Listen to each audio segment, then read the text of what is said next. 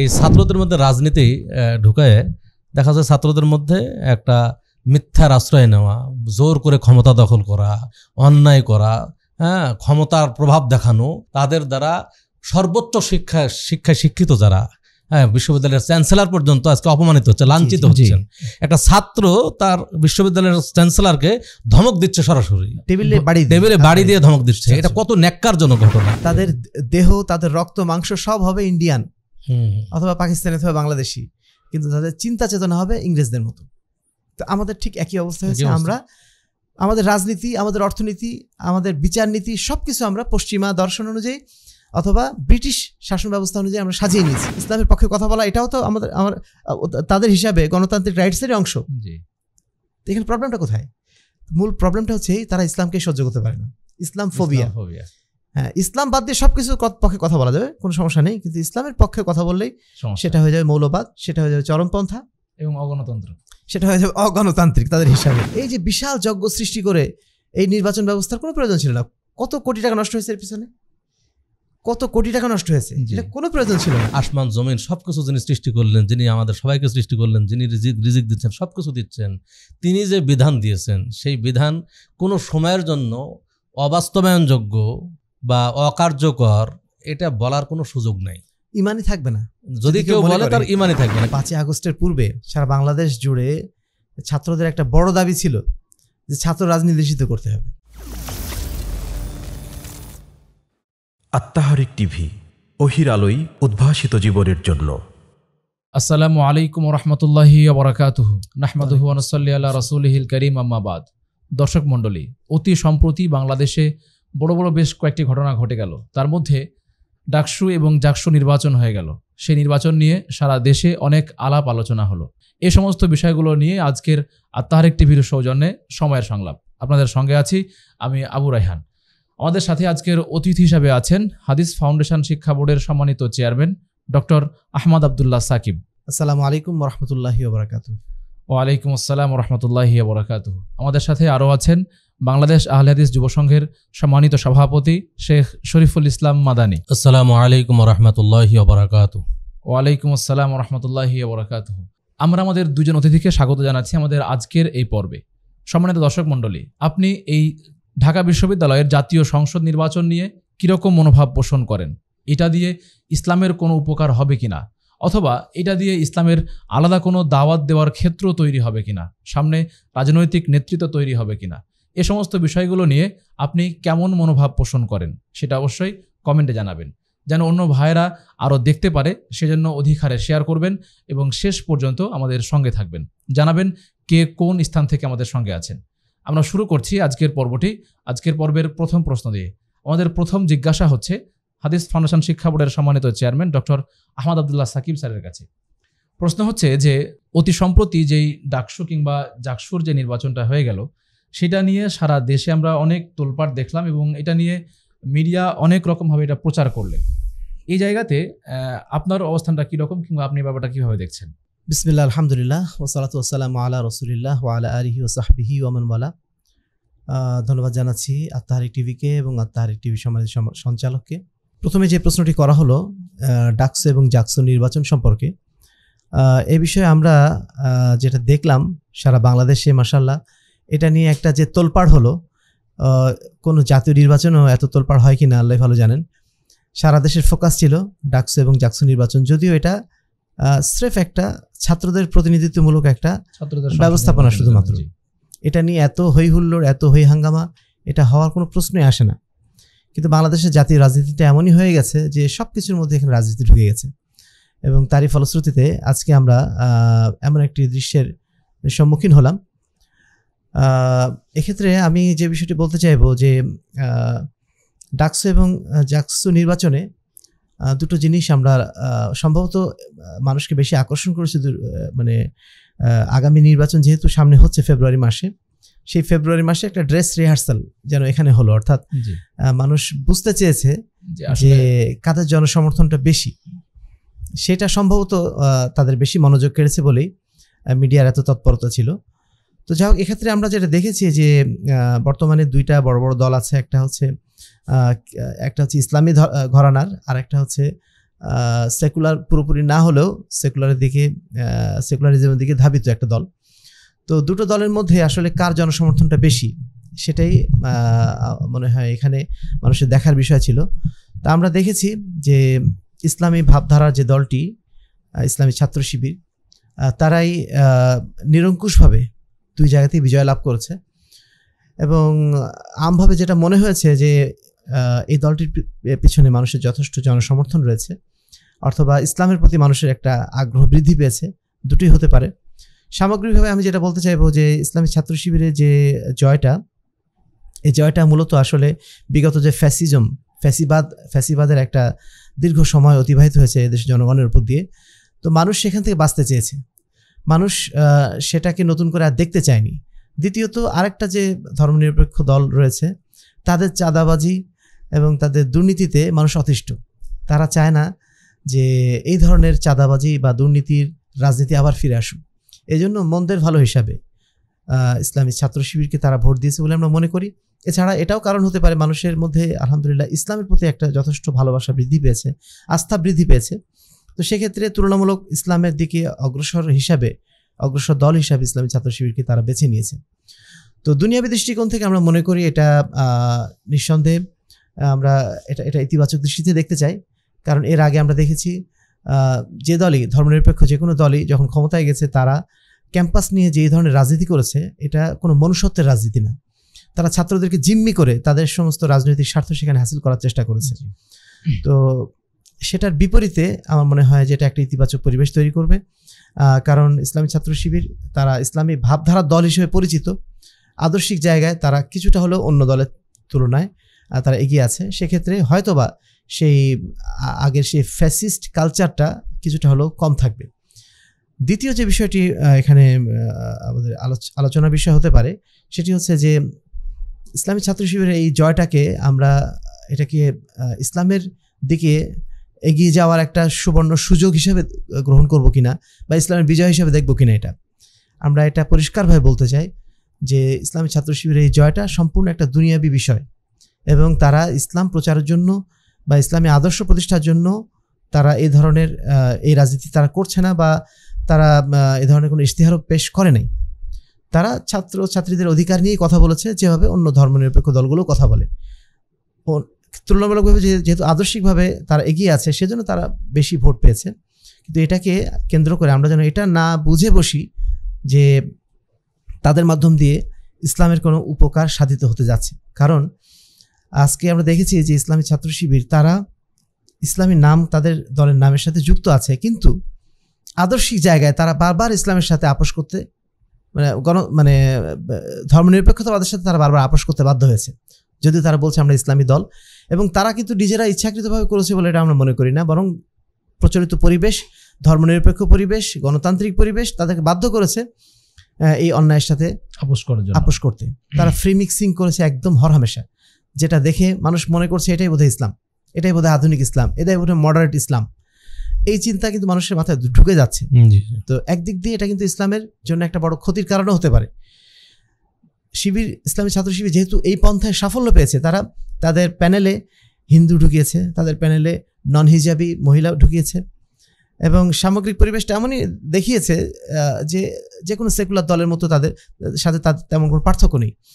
এক্ষেত্রে একটা সামনে ছাত্র শিবিরের জন্য একটা ক্ষতির কারণ হতে পারে এই যে তারা মনে করবে এটাই মনে সাফল্যের পথ।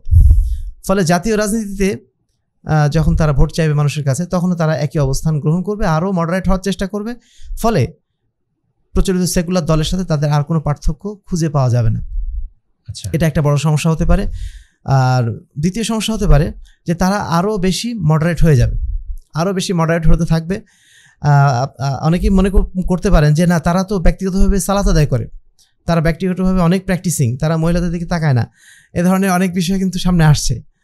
কিন্তু দেখুন যে তারা কিন্তু এই কথাগুলা কখনো পাবলিক লাইফে বলছে না, তারা কখনো পর্দার কথা বলছে না, কখনো সালাতের কথা বলছে না, ইসলামী মূল্যবোধ, ইসলামী আদর্শের কথা তারা কিন্তু পাবলিকলি বলছে না, প্রাইভেটলি তারা পালন করছে। ঠিক আছে, এই যে পাবলিক লাইফ এবং প্রাইভেট লাইফ দুটোকে যে আলাদা করে দেখা, এটার নামই তো সেকুলারিজম।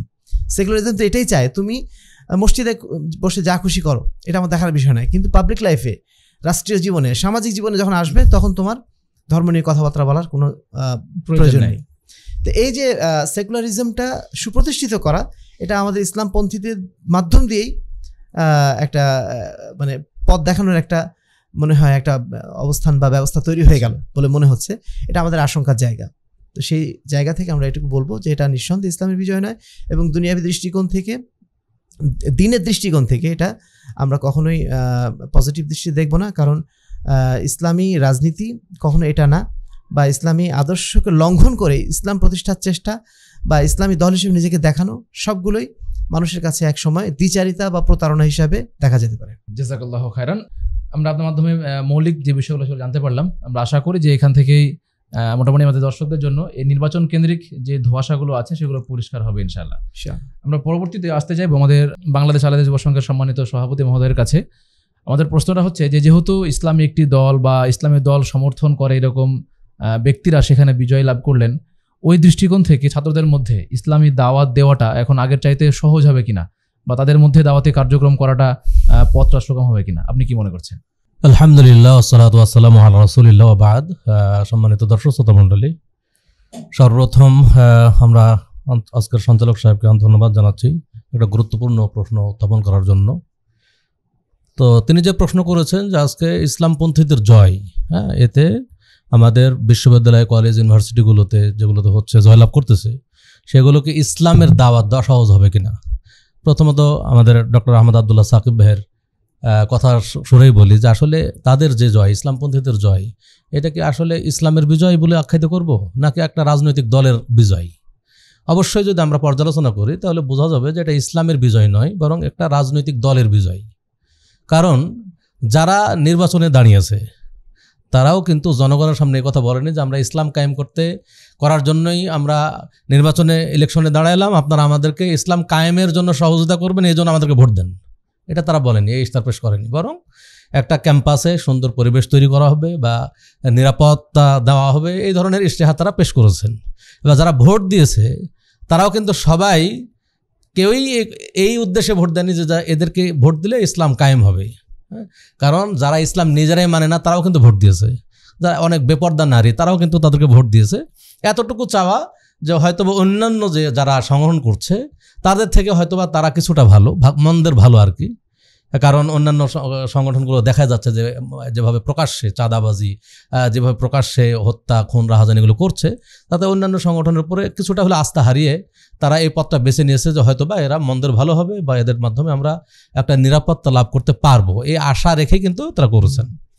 এজন্য যারা জয়লাভ করেছে তারা কিন্তু যেহেতু তারা রাজনৈতিক মানুষের, বিশ্ববিদ্যালয় বা কলেজ ছাত্রদের একটা রাজনৈতিক অধিকার রক্ষা করার জন্যই কাজ করবে, ইসলামী অধিকার রক্ষার কাজ করবে না, বরং তারা রাজনৈতিক একটা অধিকার কিভাবে কায়েম করা যায় সেটা নিয়ে তারা কাজ করবে। যেহেতু রাজনৈতিক অধিকার নিয়ে কাজ করবে, সেহেতু অধিকাংশ ছাত্রের আশা আকাঙ্ক্ষাটা কি সেটা তারা দেখবে, তাদেরকে নিয়ে তারা নার্সিং করবে, তারা কি চায় আসলে ছাত্ররা সেটা বাস্তবায়ন করার চেষ্টা করবে। সেখান থেকে আমরা বলবো যে এদের মাধ্যমে যে ইসলামী কায়েম হবে বা ইসলামী কিছু মানে ইসলামী আদর্শ বাস্তবায়ন হবে, সেটা আসলে খুব ভালোভাবে হবে সেটা আমি মনে করি না। দ্বিতীয়ত ইসলামী দাওয়াতের পরিবেশ তৈরি হবে কিনা, এটা একটা প্রশ্ন উঠে যায়। যেহেতু ইসলামী যারা আজকে জয়লাভ করেছে তারা ইসলামী আদর্শের নাম দিচ্ছে যে আমরা ইসলামী আদর্শের উপর পরিচালিত করব, তারা এটা নিজেরা বলে, সেহেতু আমরা আশা করি আর কি, যে আমরা আশা করি যে তারা যদি ইসলামী আদর্শকে বাস্তবায়নই করতে চায় যে তাদের মাধ্যমে কিছুটা হলেও দাওয়াতি কাজ অথবা সহজ হতে পারে। তবে একটা বিষয় যেটা বরাবরই আমরা দেখি যে যারা ইসলামপন্থী এক ইসলামী সংগঠন তাদের আদর্শের বাইরে আরেকটা ইসলামী সংগঠন কাজকে তারা বাধাগ্রস্ত করার চেষ্টা করে। আমরা আশা করব যে যারা আজকে জয়লাভ করেছে তারা যেন এই ধরনের পথে পা না দেয়, বরং সবাইকেই তারা সেই সুযোগ দেবে এবং সবাই দাওয়াতি কাজ করবে এবং মানুষের বোঝার জ্ঞান আল্লাহ তাআলা দিয়েছেন, মানুষ বেছে নেবে যে আসলে হক কোনটা, কাউকে বাধা দেওয়া যাবে না, মানুষ বুঝতে পারবে যে হক কোনটা, তারা নিজেরাই সেটা গ্রহণ করবে। এই আশাবাদ আমরা তাদের কাছে আশা রাখতে পারি যে তাদের মাধ্যমে একটা পরিবেশ ফিরে আসবে। তারপরে বাকিটা আল্লাহু আলাম, আল্লাহ ভালো জানে যে তাদের মাধ্যমে কি হবে। জি, জাযাকাল্লাহু খায়রান। প্রিয় দর্শক, আমরা বুঝতে পারলাম তাহলে বর্তমান প্রেক্ষাপটটা কীরকম এবং সেখানে আপনার ইসলামের দাওয়াত দেওয়ার যে ব্যাপারটা সেটা কতটা গ্রহণযোগ্য হবে কিংবা সেই পথটা আমাদের জন্য কতটা সহজ হবে। এক্ষেত্রে আপনার মতামত কি সেটা অবশ্যই কমেন্টে জানাবেন। আমরা পরবর্তী আমাদের প্রশ্নে যাচ্ছি। আমাদের পরবর্তী প্রশ্নটা হচ্ছে যে শিক্ষা প্রতিষ্ঠানে ছাত্র রাজনীতি গ্রহণযোগ্য কিনা, যদি গ্রহণযোগ্য না হয় সেক্ষেত্রে বিকল্প কি হতে পারে? ধন্যবাদ। ধন্যবাদ। আসলে ডাকসু এবং জাকসু নির্বাচনের এই মহাসমারোহের মধ্যে আমরা ভুলেই গেছি যে 5ই আগস্টের পূর্বে সারা বাংলাদেশ জুড়ে ছাত্রদের একটা বড় দাবি ছিল যে ছাত্র রাজনীতি নিষিদ্ধ করতে হবে, জি, এবং অনেক ক্যাম্পাসে ছাত্র রাজনীতি নিষিদ্ধ করা হয়েছিল। জি, আমরা পরবর্তী দেখেছি সময়ে খুলনা বিশ্ববিদ্যালয়ে, বুয়েটে, এগুলোতে একেবারে ছাত্র রাজনীতি কিন্তু নিষিদ্ধ ছিল এবং এখনো নিষিদ্ধ সেখানে আছে। তো এই যে ছাত্র রাজনীতি নিষিদ্ধ করার দাবিটা হঠাৎ করে যেন হারিয়ে গেল। জি, এখন নতুন করে আবার ছাত্র রাজনীতি নিয়েই সবাই ব্যতিব্যস্ত হয়ে গেল। আমরা যেটা মনে করি যে শিক্ষা প্রতিষ্ঠানে প্রচলিত রাজনীতি, লেজুর ভিত্তিক রাজনীতি, এটা একেবারে নিষিদ্ধ করা উচিত। শিক্ষক রাজনীতি, ছাত্র রাজনীতি কোনোটাই থাকবে না। কারণ একটা শিক্ষা প্রতিষ্ঠানে শিক্ষার্থীরা সেখানে রাজনীতি করার জন্য যায় না, প্রচলিত এই মানে গণতান্ত্রিক লেজুর ভিত্তি করার জন্য তারা যায় না। তারা যায় পড়াশোনা করতে, তারা চায় জ্ঞান অর্জন করতে, তারা সেখানে যায় গবেষণা করতে। সেখানে প্রচলিত রাজনীতির এই ফ্যাসিজম প্রতিষ্ঠা করা, টেন্ডারবাজি করা বা হল দখলের রাজনীতি করা, এগুলো কখনোই ছাত্রদের কাজ না। তো বাংলাদেশের প্রেক্ষাপটে কেন, সারা বিশ্বের প্রেক্ষাপটে এটা একদম একদম নিষিদ্ধ করা উচিত। বিশ্বের কোথাও মানে এইভাবে লেজুর ভিত্তিক রাজনীতি বিভিন্ন ক্যাম্পাসে আছে কিনা এটা আমাদের জানা নেই। উপমহাদেশে থাকতে পারে, ভারত বা পাকিস্তানে হয়তো থাকতে পারে, কিন্তু সারা বিশ্বে অন্য কোথাও আমাদের ধারণা মতে এই ধরনের কোনো রাজনীতি নেই। তো এই রাজনীতি নিষিদ্ধ হোক, এটাই আমরা সর্বতভাবে কামনা করছি। এখন বিকল্প যে কথাটা আসবে যে তাহলে ছাত্রদের মধ্যে তো প্রতিনিধিত্ব দরকার। অবশ্যই ছাত্র সংসদ তো হতেই পারে, সে ছাত্র সংসদ হতে পারে মেধাবী ছাত্র যারা প্রত্যেক ক্লাসে যারা ফার্স্ট, সেকেন্ড, থার্ড এদের মধ্য থেকে নির্বাচন করা হলো, বা বিশ্ববিদ্যালয়ের শিক্ষকদের একটা প্যানেল থাকবে যারা ক্যাম্পাসের সবচেয়ে মেধাবী ছাত্র, যারা যারা গবেষণায় এগিয়ে আছে, যারা সামাজিক বিভিন্ন কার্যক্রমে এগিয়ে আছে, এদের মধ্য থেকে তারা বাছাই করে নিল 8-10 জন। যদি বাছাই করে নিয়ে তারা ছাত্র সংসদ প্রতিষ্ঠা করতো, এর মাধ্যম দিয়ে ক্যাম্পাসে ছাত্রদের অধিকার আদায়ের কথা বলেন বা ছাত্রদের বিভিন্ন সুযোগ সুবিধার সৃষ্টি করার জন্য যে পদক্ষেপগুলো তারা নিতে পারতো। এই যে বিশাল যজ্ঞ সৃষ্টি করে এই নির্বাচন ব্যবস্থার কোনো প্রয়োজন ছিল না। কত কোটি টাকা নষ্ট হয়েছে এর পিছনে, কত কোটি টাকা নষ্ট হয়েছে, এটা কোনো প্রয়োজন ছিল না। জাস্ট খালি বিশ্ববিদ্যালয়ের পক্ষ থেকে যদি একটা প্যানেল থাকতো, তারা নির্বাচন করে নিতেন। এবং আমার মনে হয় বর্তমানে যে ছাত্র রাজনীতি ছাত্র যারা এসছেন আর কি, যারা ভিপি হয়েছে, জিএস হয়েছে, এদের চেয়ে 1000 গুণ মেধাবী ছাত্র, আরো ভদ্র ছাত্র, তারা এই প্রক্রিয়ায় তারা নির্বাচন করতে পারতেন। এত কষ্ট করার কোনো প্রয়োজন ছিল না। একেবারে অনর্থক একটা টাকা পয়সা অপচয় এবং পারস্পরিক দ্বন্দ্ব লাগানোর একটা সিস্টেম হচ্ছে প্রচলিত রাজনীতি, দেখতে পাচ্ছেন আপনারা। তো সেই ক্ষেত্রে আমরা মনে করি এর চেয়ে মানে এর উত্তম বিকল্প মানে তাদের সামনে উপস্থিত ছিল। এবং এটাই কিন্তু ইসলামের নিয়ম। ইসলামের নিয়ম হচ্ছে ও আমরুহুম শুরা বাইনহুম, তোমরা নেতৃত্ব নির্বাচন করো পারস্পরিক পরামর্শের মাধ্যম দিয়ে। ইসলামের খলিফারা যেভাবে নির্বাচিত হয়েছিলেন ওইভাবে। তো ইসলামের নির্বাচন ব্যবস্থাটা খুবই সহজ। এখানে পারস্পরিক হানাহানির কোনো সুযোগ নেই। এখানে যোগ্যতা আছে, মেধা আছে, এখানে তাকওয়া এবং দিনদারি আছে, যেগুলোর ভিত্তিতে একজন নেতা তৈরি হয়। এবং এই নেতা শুধু বিশ্ববিদ্যালয় বা কলেজ কেন, তারা সারা দেশ নেতৃত্ব দেওয়ার জন্য উপযুক্ত অটোমেটিক হয়ে যাবে। এজন্য এই প্রচলিত ফালতু রাজনীতি করার কোনো প্রয়োজন নেই।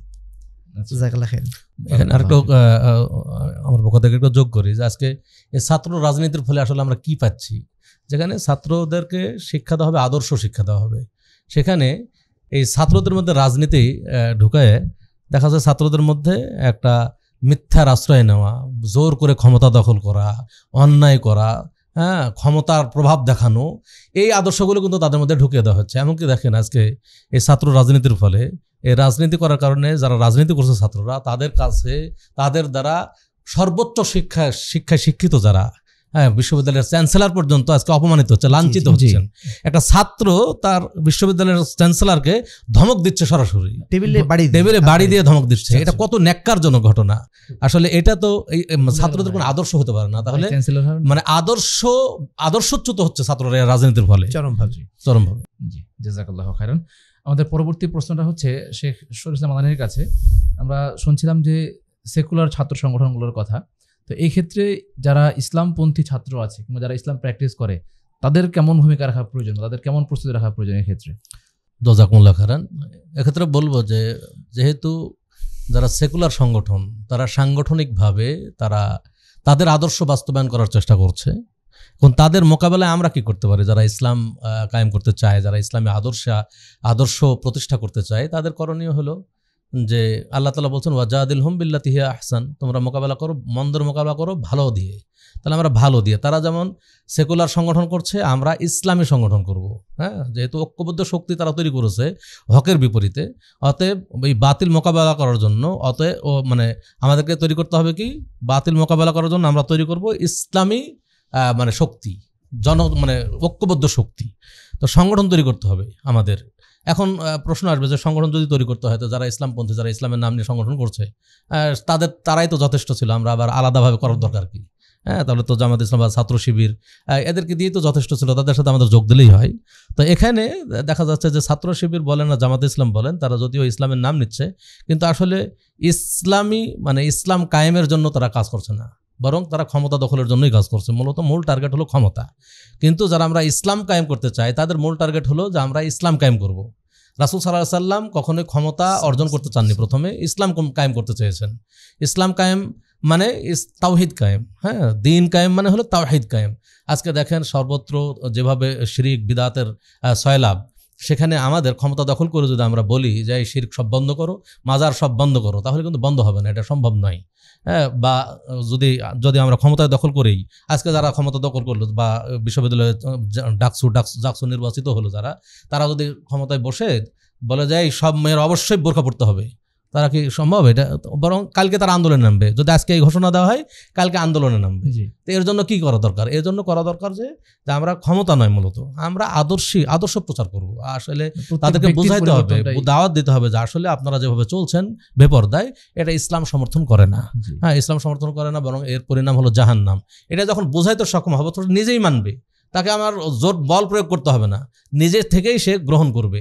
এই জন্য যেহেতু একাকী দাওয়াতি কাজ করাও সম্ভব নয়, অতএব আমরা যদি একটা ঐক্যবদ্ধ জামাত গঠন করি বিশ্ববিদ্যালয়গুলোতে, কলেজগুলোতে, তাহলে এই সমস্ত বাতিল মোকাবেলা করা সম্ভব।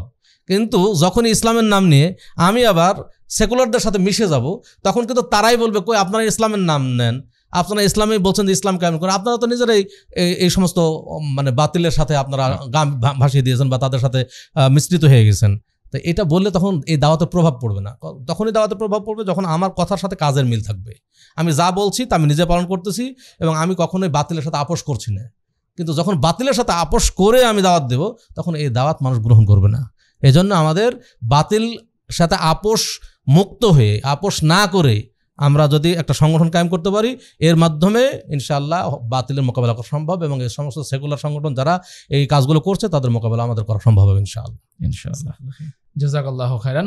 আমরা যাচ্ছি আমাদের পরবর্তী প্রশ্নে। আমাদের পরবর্তী প্রশ্নটা হচ্ছে যে বর্তমান বাংলাদেশে সমাজের মধ্যে এরকম কথাবার্তা প্রচলিত আছে কিংবা ইসলামী খেলাফত নিয়ে একটা ভুল ধারণা আছে।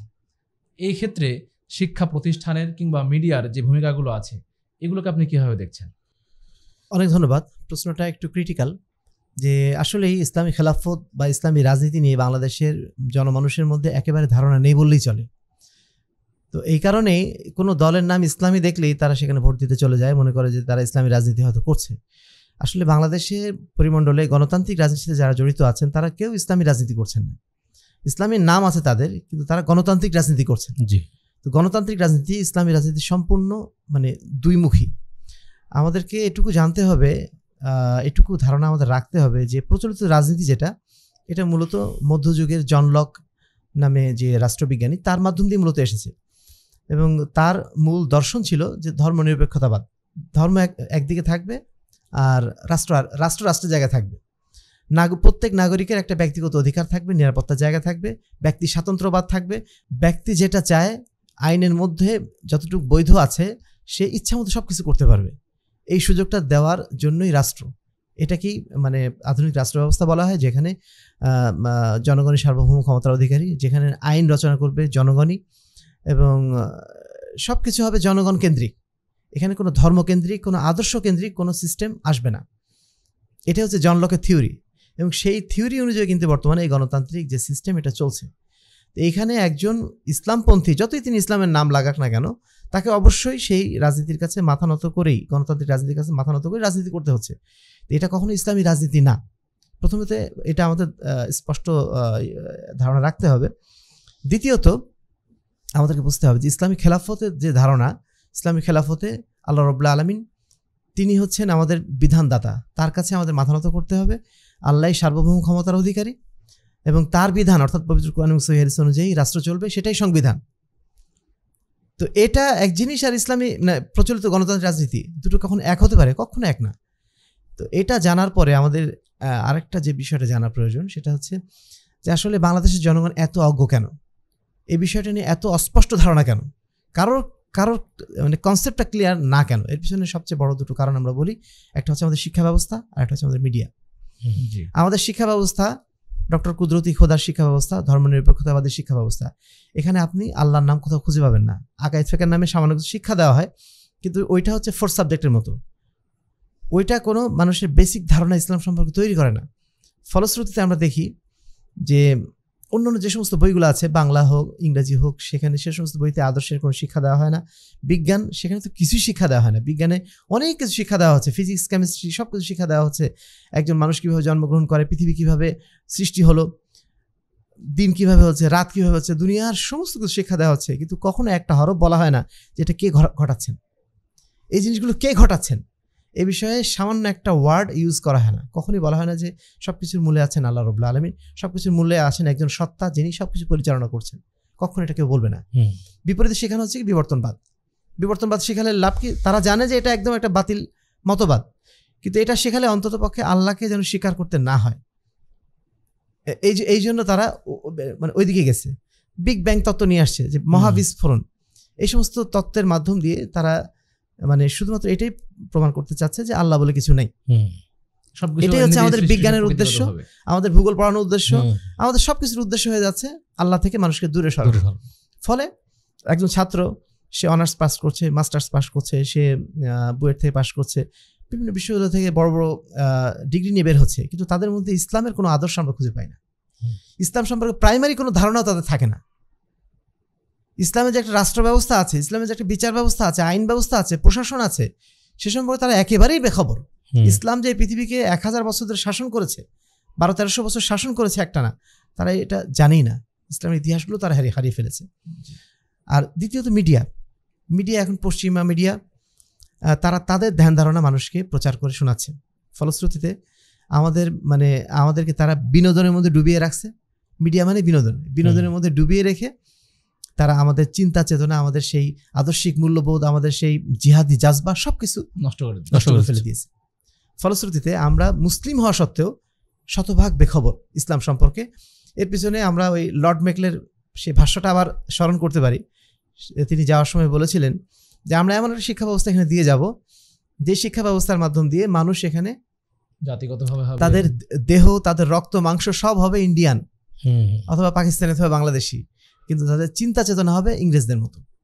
তো আমাদের ঠিক একই অবস্থা হয়েছে। আমরা আমাদের রাজনীতি, আমাদের অর্থনীতি, আমাদের বিচার নীতি সবকিছু আমরা পশ্চিমা দর্শন অনুযায়ী অথবা ব্রিটিশ শাসন ব্যবস্থা অনুযায়ী আমরা সাজিয়ে নিয়েছি। এর বাইরে যে কিছু থাকতে পারে এটা আমাদের মাথাতে চিন্তাতেই আসে না। ইসলামী রাজনীতি বলে যে কিছু আছে, ইসলামী অর্থনীতি বলে কিছু আছে, ইসলামী বিচার নীতি বলে কিছু আছে, আমাদের একেবারে ধারণারই বাইরে। আপনি জাস্ট খালি একটি সমীক্ষা নিয়ে দেখেন, মনে হয় 99% স্টুডেন্ট বলবে আমি এসব সম্পর্কে কিছু জানি না। 1% হয়তো বলবে জানি। তো যেটা প্রশ্ন ছিল সেটা হচ্ছে যে ইসলামী খেলাফত নিয়ে বা রাজনীতি নিয়ে এত ভুল ধারণা কেন? এর পিছনে মূল কারণ হচ্ছে আমাদের শিক্ষা ব্যবস্থা, আমাদের মিডিয়া সবগুলো পশ্চিমা দর্শন প্রচারে ব্যস্ত। ফলশ্রুতিতে আমরা ইসলাম সম্পর্কে আমাদের জানা না থাকার কারণে বা জানা ঘাটতি থাকার কারণে আমরা ইসলামী খেলাফত রাজনীতি নিয়ে একেবারেই বেখাবো। জাযাকাল্লাহু খায়রান, অসংখ্য ধন্যবাদ জানাচ্ছি। আমরা দুইটি বিষয় পরিষ্কার হলাম। বর্তমান সময়ে আমাদের ইসলামী খেলাফত নিয়ে মানুষের মধ্যে যে ভুল ধারণা, এর মৌলিক দুইটি কারণ তিনি উল্লেখ করলেন। তার মধ্যে একটি হলো আমাদের শিক্ষা ব্যবস্থা, অপরটি হলো আমাদের মিডিয়া। আমরা এখন প্রশ্ন করতে যাইব শেখ শরীফুল ইসলাম মাদানির কাছে যে বর্তমান বাংলাদেশের যে প্রেক্ষাপট, এই প্রেক্ষাপট অনুযায়ী এখানে ইসলামী শাসন ব্যবস্থার যে মডেলটা আছে তা বাস্তবায়ন করা সম্ভব কিনা? আলহামদুলিল্লাহ, প্রশ্নটি খুবই গুরুত্বপূর্ণ। আসলে ইসলামী যে কোনো বিষয়, যে কোনো বিধান সর্বকালের জন্য সেটা গ্রহণযোগ্য এবং সর্বকালেই বাস্তবায়নযোগ্য। ইসলামের কোনো জিনিস এমন হয়েছে যে এটা ব্যাকডেটেড বা এটা চলে না, আর এ ধরনের কোনো কিছুই নাই। আজকে দেখেন, যে সময় সায়েন্স ছিল না, কোনো কিছুই ছিল না রাসূল সাল্লাল্লাহু আলাইহি ওয়াসাল্লামের জামানায়, যেই চিকিৎসা পদ্ধতি রাসূল সাল্লাল্লাহু আলাইহি ওয়াসাল্লাম দিয়েছেন যতগুলো, আজ পর্যন্ত বিশ্বের কোনো সায়েন্স কি প্রমাণ করতে পেরেছে যে রাসূলের এই চিকিৎসাটা ভুল হয়েছিল? হয়নি, কারণ এটা আল্লাহর ওহী, কখনো ভুল হওয়া সম্ভব নয়। আসমান জমিন সব কিছু যিনি সৃষ্টি করলেন, যিনি আমাদের সবাইকে সৃষ্টি করলেন, যিনি রিজিক দিচ্ছেন, সব কিছু দিচ্ছেন, তিনি যে বিধান দিয়েছেন সেই বিধান কোনো সময়ের জন্য অবাস্তবায়নযোগ্য বা অকার্যকর এটা বলার কোনো সুযোগ নাই। ইমানই থাকবে না যদি কেউ মনে বলে করে। তার ইমানই থাকবে না। কেউ যদি জি। বলে যে না এই সময় বর্তমান বাংলাদেশ যেহেতু গণতান্ত্রিক দেশ, অতএব এই দেশে ইসলামী খেলাফত বাস্তবায়ন যোগ্য নয়, এটা যদি কেউ বলে তার ইমানই থাকবে না। এবং এখানে দেখেন ইসলামী রাজনীতি যেটা বলা হচ্ছে, মানে আল্লাহ মানে রাসূল সাল্লাল্লাহু আলাইহি ওয়াসাল্লাম বলছেন, রাসূল সাল্লাল্লাহু আলাইহি ওয়াসাল্লাম যা বলেছেন সেটা আল্লাহর ওহী, সেটা আসলে কি গণতন্ত্র বলছেন না ইসলামী খেলাফত? ইসলামী খেলাফত বলছেন। রাসূল সাল্লাল্লাহু আলাইহি ওয়াসাল্লাম কি বলছেন যে একসময় নবুয়ত এসছে, নবুয়ত আল্লাহ যতদিন চেয়েছেন নবুয়ত থাকবে, তারপরে আসবে কি খেলাফত, নবুয়তি তরিকায় খেলাফত আসবে। খেলাফত আল্লাহ তাআলা যতদিন চান ততদিন রাখবেন, তারপর উঠিয়ে নেবেন। তারপর আসবে কি, তারপর অত্যাচারী শাসকদের জামানা, অত্যাচারী শাসকদেরকে আল্লাহ তাআলা যতদিন চান ততদিন রাখবেন, তারপর উঠিয়ে নেবেন। তারপর আসবে কি, জবরদখলকারী শাসক, এই যে বর্তমান চলছে জবরদখলকারী শাসকের জামানা চলতেছে বর্তমানে, এটা আল্লাহ যতদিন চান ততদিন রাখবেন, তারপর উঠিয়ে নেবেন। তারপর বলছেন আবারও খেলাফত আসবে নবুয়তি তরিকা, আলা মিনহাজি নবুওয়া। আলা মিনহাজিন নবুওয়া বলা হচ্ছে, নবুয়তের তরিকায় আসবে খেলাফত। তারপরে চুপ হয়ে গেলেন, মানে তাহলে শেষ আসবে কি খেলাফত। যেই খেলাফতের মানে নির্দেশনা বা যে খেলাফত দিতে ইঙ্গিত করছেন রাসূল সাল্লাল্লাহু আলাইহি ওয়াসাল্লাম, যে খেলাফত প্রতিষ্ঠা হবে নবুয়তি তরিকায়, হ্যাঁ, সেইটা কায়েম করতে হবে, সেটার জন্য আমরা কথা বলবো, সেটার জন্য চেষ্টা করব। এটাকে কেউ যদি আমরা মনে করি যে এখন এটা সম্ভব না বা এখন বাস্তবায়নযোগ্য নয় বা এটা মানুষের জন্য কল্যাণকর নয়, এমন কেউ যদি বলি, তাহলে তার ঈমান থাকবে না। অতএব সব সময়ের জন্য কল্যাণকর। এবং এখন বর্তমানে যে জবরদখলকারী শাসকের জামানা চলছে, ইসলামী খেলাফত কায়েম হয়ে গেলে একবার সমাজে শান্তি শৃঙ্খলা আরাম এবারে সব বিরাজমান মানে আমরা দেখতে পাবো ইনশাল্লাহ। এই জন্য আমাদের সবার পক্ষ থেকেই ইসলামী খেলাফত কায়েমের জন্য যে চেষ্টা করা দরকার, সবার পক্ষ থেকেই সে চেষ্টা করা দরকার এবং সবার পক্ষ থেকেই এই দাবি উঠানো দরকার যে আমরা ইসলামী খেলাফত চাই। কিন্তু দুঃখের বিষয় আজকে যত ইসলামী দলই আছে না কেন, সবাই মনে করছে যে যেহেতু গণতান্ত্রিক দেশ, অতএব গণতন্ত্রের মাধ্যমে আমরা আগে ক্ষমতা দখল করি, আগে ক্ষমতা দখল করে কখনো ইসলামী খেলাফত কায়েম হবে না। ইসলামী খেলাফত আলাদা জিনিস। ইসলামী খেলাফতের জন্য এই মানুষকে ইসলামের খেলাফতটা বুঝাইতে হবে। আজকে মানুষ ইসলামী খেলাফত মানে কি তাই জানে না। অনেকে মনে করে যে ইসলামী খেলাফত মানে জঙ্গি, হ্যাঁ, এটা মনে করে যে যারা জঙ্গি তারাই মানে ইসলাম খেলাফত কায়েম করতেছে। আসলে তা না, ইসলামী খেলাফত কি জিনিস সেটা বোঝা দরকার। আমরা সবাই যদি, যারা যতগুলো খতিব আছে বাংলাদেশে, সবাই যদি ইসলামী খেলাফত নিয়ে একটু লেখাপড়া করতাম, সবাই যদি ইসলামী খেলাফতের পক্ষে প্রত্যেকটা মসজিদে খুতবা দিতাম, মানুষকে বোঝাইতাম, তাহলে মানুষ ইসলামী খেলাফতের পক্ষেই মানে মত পোষণ করতো এবং তারা দাবি তুলতো। কিন্তু এদিক থেকে মনে হয় আমরা ব্যর্থ। এই জন্য আমরা চেষ্টা করছি বাংলাদেশের যুব সংঘ পক্ষ থেকে, আহলে জান্নাত বাংলাদেশের পক্ষ থেকে ইসলামী খেলাফতের দাবি উত্থাপন করার এবং সর্বত্র ইসলামী খেলাফত মানুষকে বোঝানোর চেষ্টা করছি। আশা করি মানুষ ইনশাআল্লাহ আস্তে আস্তে বুঝবে। জি, এবং এ বিষয়ে কিন্তু মোহতারাম আমির জামাত একটা মডেলও পেশ করেছেন। আলহামদুলিল্লাহ, মডেলও পেশ করেছেন যে খেলাফত মডেলটা বর্তমানে কিভাবে আমরা কাজে লাগাতে পারি। জি জি। এখানে একজন প্রেসিডেন্ট থাকবেন, প্রেসিডেন্টকে নির্বাচন করবে কি আহলুল হাল্লে বল আকদ, অর্থাৎ যেটা একটা মানে নির্বাচন কমিশনে ধরে নেই, নির্বাচন কমিশনে থাকবে এবং তারা দেশের শ্রেষ্ঠ মানুষদের মধ্য থেকে যারা যোগ্য মানুষ, যারা দিনদার, যারা মুত্তাকি, যারা সৎ দক্ষ, এই সমস্ত মানুষদের মধ্যে থেকে একজনকে নির্বাচন করা হবে এবং তিনি শুরার মাধ্যম দিয়ে, তার মজলিসে শুরা একটা গঠন করবেন, সেই শুরার মাধ্যম দিয়ে সারা দেশ চালাবেন। এটা কোনো ঝামেলার বিষয় না, খুব ছোট্ট একটা ইস্যু। জাস্ট আমরা যদি তত্ত্বাবধায়ক সরকারের মডেলটা সামনে দেখি, ওটাই একটা খেলাফতের মডেলে আনা সম্ভব। এটা এমন কোনো জটিল মানে একেবারে হাতি ঘোড়া বিষয় না, খুব সহজ একটা সহজ বিষয়। এই মডেলটা নিয়ে আমাদের এত টেনশন করার কিছু নেই। জাযাকাল্লাহু খায়রান। আমরা পরবর্তী সময়ে যে প্রশ্ন করতে যাবো সেটা হচ্ছে যে বর্তমান সময়ে তরুণদের মধ্যে ইসলামী খেলাফত মানেই চরমপন্থা কিংবা এরকম কিছু একটা যে ভাবমূর্তি আছে, এই প্রজন্মকে আপনি কিভাবে বুঝাবেন কিংবা এখানে কি বলবেন? ধন্যবাদ। ইসলামী খেলাফত মানে একদল মানুষ মনে করে এটা মৌলবাদ। এতদিন ধরে আমরা মৌলবাদ শব্দটা বারবার শুনে আসছি। কেউ যদি হিজাব পরে, কেউ যদি দাড়ি রাখে, সেই মৌলবাদ।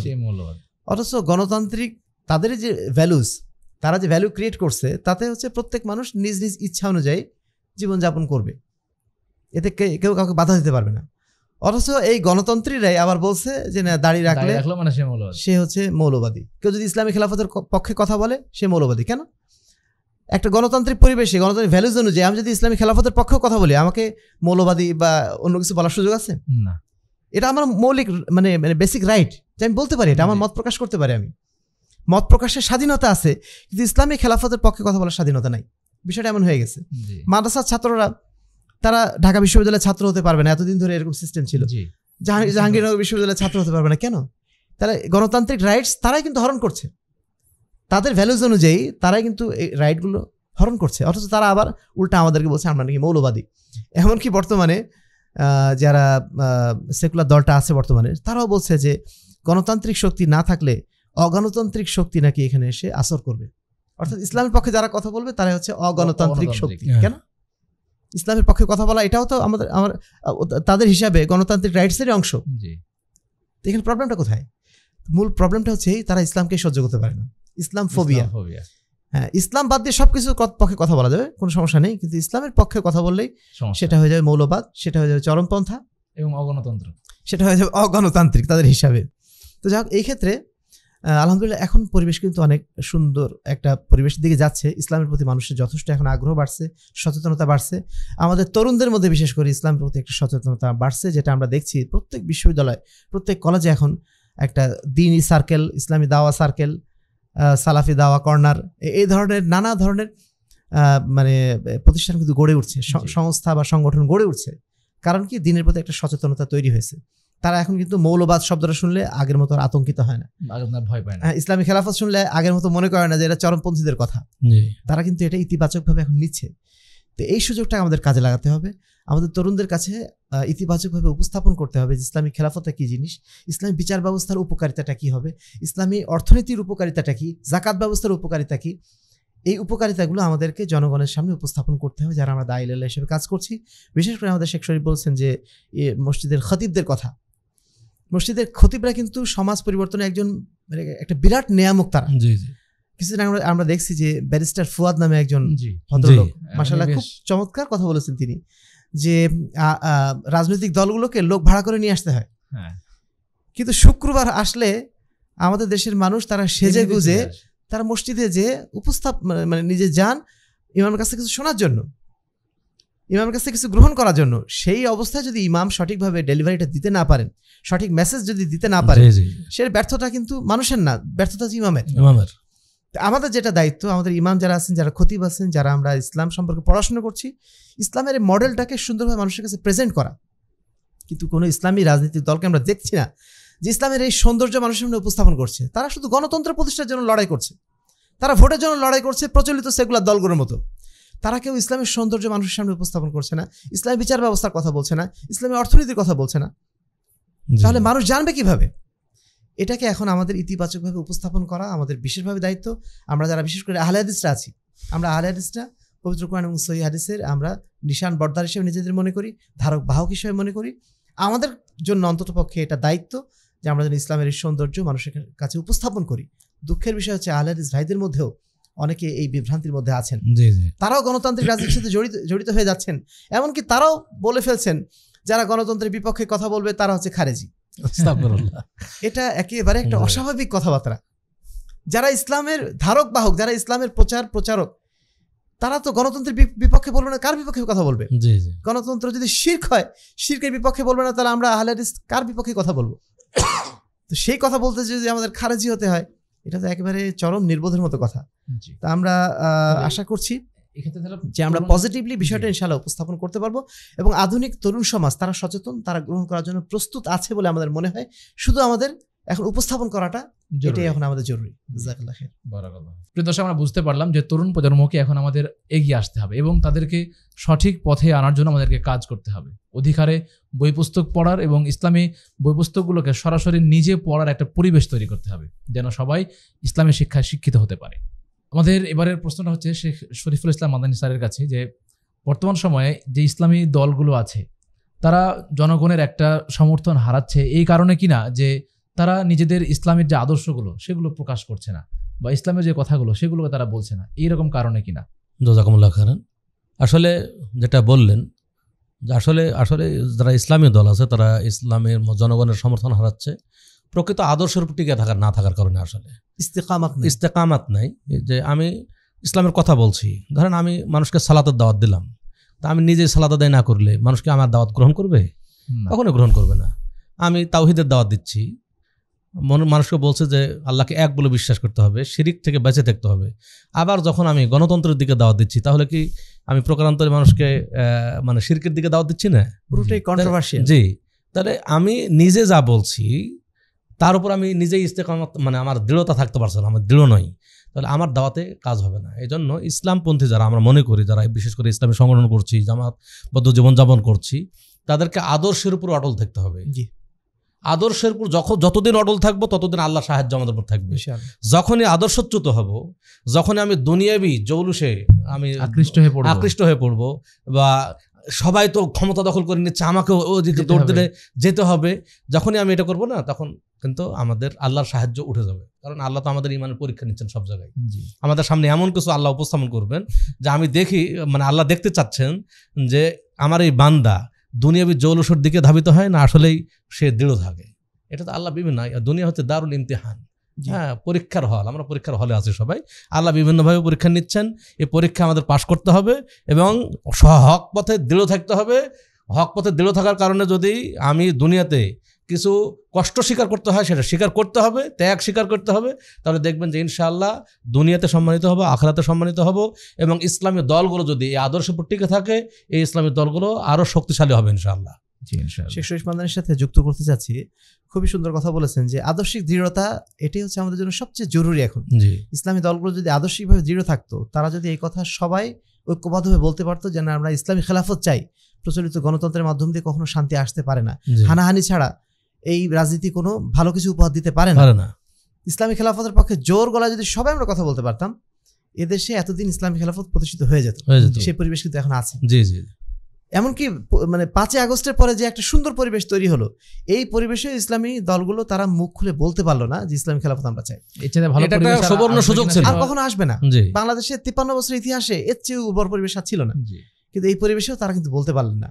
এমনকি জাতীয় ঐক্যমত্য কমিশন তাদের একজন দায়িত্বশীল বলতে বাধ্য হলেন, ইসলামী দলগুলো আমাদের কাছে অনেক প্রস্তাবনা দিয়েছেন, কিন্তু এই প্রস্তাবনা কেউ দেননি যে বাংলাদেশে ইসলামী শরিয়া কায়েম করতে হবে। তার মানে গণতন্ত্র কিভাবে তাদের মুখটা বন্ধ করে দিয়েছে। এই প্রচলিত গড্ডালিকা প্রবাহে তারা গা ভাসিয়ে দিয়ে তারা কিভাবে আদর্শচ্যুত হয়ে গেছেন যে তারা মুখে অন্তত পক্ষে বলার সুযোগটা পর্যন্ত পাচ্ছেন না। তা আমাদের এখন সবচেয়ে বড় জরুরি যেটা, সেটা হচ্ছে আদর্শিক দৃঢ়তা, আদর্শের কাছে ফিরে আসা এবং আদর্শের উপর যে কোনো মূল্য কায়েম এবং দায়েম থাকা। এটুকু করতে পারলে আল্লাহর পক্ষ থেকে রহমত আসবে এবং ইনশাআল্লাহ বাংলাদেশে ইসলামী শাসন ব্যবস্থা কায়েমের পরিবেশ তৈরি হয়ে যাবে ইনশাআল্লাহ। এই ক্ষেত্রে আপনি তো দলের ব্যাপারটা বললেন, একজন ব্যক্তি হিসেবে আমাদের যারা দর্শক দেখছেন, ব্যক্তিকে কি উপদেশ দিবেন এই ক্ষেত্রে? জাযাকাল্লাহ খাইরান। একই কথাই, ইস্তিকামাতটা আমাদের সবার ক্ষেত্রে। আল্লাহ রাসূল সাল্লাল্লাহু আলাইহি ওয়াসাল্লাম বলছেন যে যখন তোমরা দুনিয়া নিয়ে ব্যস্ত হয়ে যাবে, তখন আল্লাহ রাব্বুল আলামিন তোমাদের উপরে জিল্লতি চাপিয়ে দেবেন, তোমাদের উপর লাঞ্ছনা চাপিয়ে দিবেন, হাত্তা তারজিউ ইলা দীনিকুম, যতক্ষণ না তোমরা দ্বীনের পথে ফিরে না আসবে। এই দাওয়াতটা প্রত্যেক ব্যক্তির কাছে, সবার কাছে। তা আমরা যতদিন না পর্যন্ত দ্বীনের পথে নিজেরা ফিরে না আসবো, ততদিন পর্যন্ত এই সমাজ পরিবর্তন হবে না। ব্যক্তি থেকে শুরু করতে হবে। ইয়া আইয়ুহাল্লাযীনা আমানু কু আনফুসাকুম ওয়া আহলিকুম নারা, নিজেকে আগে বাঁচাতে হবে, তারপরে পরিবার পরিজন বা আরও যারা আছেন তাদেরকে। তো পরিবর্তনটা শুরু হয় নিজ থেকেই, নিজের মধ্য থেকেই শুরু হয়। এজন্য আমরা ব্যক্তি হিসাবে আমরা হয়তো রাষ্ট্র পরিবর্তন এক্ষুনি করতে পারবো না, সমাজের সমস্ত মানুষকে হয়তো পরিবর্তন করতে পারবো না, কিন্তু আমরা তো নিজেদের পরিবর্তন করতে পারবো। আমাদের ব্যক্তি হিসাবে আমাদের যেটা দায়, সেটা হচ্ছে আমরা যেন নিজেদের পরিবর্তনের জন্য উদ্যোগ গ্রহণ করি। ইন্নাল্লাহা লা ইউগাইয়িরু মা বিকওমিন হাত্তা ইউগাইয়িরু মা বিআনফুসিহিম, নিশ্চয়ই আল্লাহ রাব্বুল আলামিন কোনো কওমের অবস্থা ততক্ষণ পরিবর্তন করেন না যতক্ষণ না তারা নিজেদের পরিবর্তনের জন্য উদ্যোগ গ্রহণ করে। তা আমরা অন্ততপক্ষে এটুকু করলেও আল্লাহর কাছে আমরা দায় এড়াতে পারবো যে না, আল্লাহ আমরা এই দায়িত্বটা পালন করেছি। তো এই জায়গাটাও যদি আমরা প্রত্যেকের জায়গা থেকে, নৈতিকতার জায়গা থেকে, আদর্শিক জায়গা থেকে সুদৃঢ় ইনশাআল্লাহ যদি হতে পারে, ইনশাআল্লাহ একদিন আমাদের মাধ্যম দিয়েই এই সমাজ ব্যবস্থা, এই রাষ্ট্র ব্যবস্থা পরিবর্তন আসবে। যেভাবে শেখ আলবানী বলছেন, আকিম দৌলাতুল ইসলাম ফি কুলুবিকুম তাকুম লাকুম আলা আরদিকুম, তুমি ইসলামী দৌলত, ইসলামী রাষ্ট্রটা তোমার অন্তরে, তোমার 3.5 হাত বডিতে আগে কায়েম করো, তাহলে ইনশাআল্লাহ একদিন তোমার সমাজে, রাষ্ট্রে সেটা কায়েম হয়ে যাবে। সেই পথে ইনশাআল্লাহ আমরা আগাবো, সেই পথের দিকে আমরা মানুষকে আহ্বান জানাবো। জাযাকাল্লাহ খাইর। প্রিয় দর্শক, আপনারা দেখছেন সময় সংলাপ। আমরা আমাদের আজকের পর্বের এতটুকু থেকে এটা শিখতে পারলাম যে আমরা ব্যক্তি কেন্দ্রিক আগে পরিবর্তন করলে ধীরে ধীরে রাষ্ট্র পরিবর্তন হবে। আমাদের দুইজন অতিথি ছিলেন, আমরা দুজনকেই ধন্যবাদ জানাচ্ছি এবং শুকরিয়া করছি। তারা অনেক ব্যস্ত মানুষ, এরপরেও আমাদের আজকের প্রোগ্রাম সময় দিয়েছেন। আল্লাহ তাআলা তাদের ইহকালে পরকালে শান্তি ও মুক্তি দান করুন। আল্লাহুম্মা আমিন। প্রিয় দর্শক, আপনারা দেখছিলেন আত্মারেক টিভির সৌজন্যে সময়ের সংলাপ। আমরা আজকে অনেকগুলো বিষয় নিয়ে কথাবার্তা বললাম। আশা করি এখান থেকে আপনি আপনার শিক্ষাগুলোকে গ্রহণ করবেন। দেখা হচ্ছে পরবর্তী কোনো পর্বে। আজকের মতো আমরা এখানে শেষ করছি। সুবহানাকাল্লাহুম্মা ওয়া বিহামদিকা আশহাদু আল্লা ইলাহা ইল্লা আনতা আস্তাগফিরুকা ওয়া আতুবু ইলাইক। আসসালামু আলাইকুম ওয়া রাহমাতুল্লাহি ওয়া বারাকাতুহু।